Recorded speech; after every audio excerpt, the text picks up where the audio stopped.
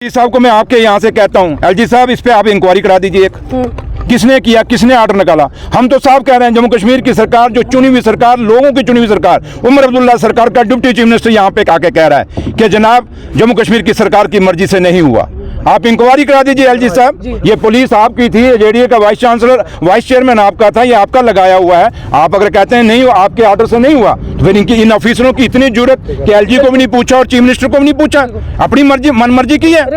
तो इसलिए मैं एलजी साहब को यही रिक्वेस्ट करूंगा कि आप इस पे इंक्वायरी क्यों, जिन जिन ऑफिसरों ने किया उनको आप सस्पेंड करिए। सर बीजेपी कहते हैं कि एलजी साहब से कहां जाएगी सर? जब भैया आप पत्रकार हैं ना, किसके लिए आप खोज करें ना, आप दुनिया को बताएं ना सच क्या है।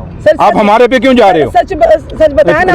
रखी मैं वही कह रहा हूँ ना, जब डिप्टी चीफ मिनिस्टर यहाँ आके खड़ा हुआ है तो अब मैं आपको एफिडेविट दूं क्या? अगर आप इतने पत्रकारिता करते हैं तो जाइए खोज करके दिखा दीजिए हमें, पूरी दुनिया को। अगर हमने किया है तो हम भुगतेंगे और जिन्होंने किया फिर उनको भुगताइए। इसलिए कैसे बोल पाएंगे आप? अब हम बताइए, पत्रकारों पर अगर ये हो रहा है क्योंकि टारगेट किया गया, देखिए मीडिया को आने की अनुमति नहीं थी। मैंने एक चीज कहूंगा, अंग्रेजों ने बड़ा जुल्म ढाया था हिंदुस्तान के ऊपर। क्या भगत सिंह, राजगुरु, सुखदेव अगर कहते हैं हम क्यों कुर्बानी दें?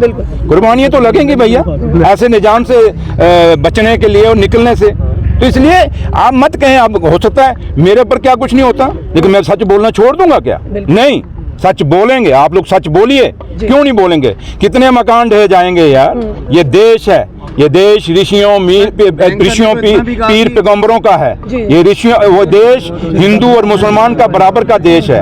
ये देश किसी एक जात और बरादरी का नहीं है। इसलिए ये देश जानता है कि जब भी हुक्मरानों ने सख्ती की है, इस देश के आम लोगों ने और खासकर गरीबों ने जवाब दिया है। इसलिए जम्मू भी तमाशा नहीं बनेगा, जम्मू भी समझ रहा है कि क्या हो रहा है हमारे साथ। इसलिए आप इसी से समझ सकते हैं कि जब एक कुलदीप शर्मा साहब अपनी जमीन, उसके बाद पता नहीं थोड़ी सी जमीन होगी, मुझे लगता है कोई इतने बड़े अमीर आदमी नहीं है, बड़े नॉर्मल से मुझे लगा उनके पहनावे से, और बच्चे बेटी उनके साथ थी। तो उस आदमी ने कितनी बड़ा अपना दरियाल दिल दिखाया, उन्होंने अपनी जमीन दी।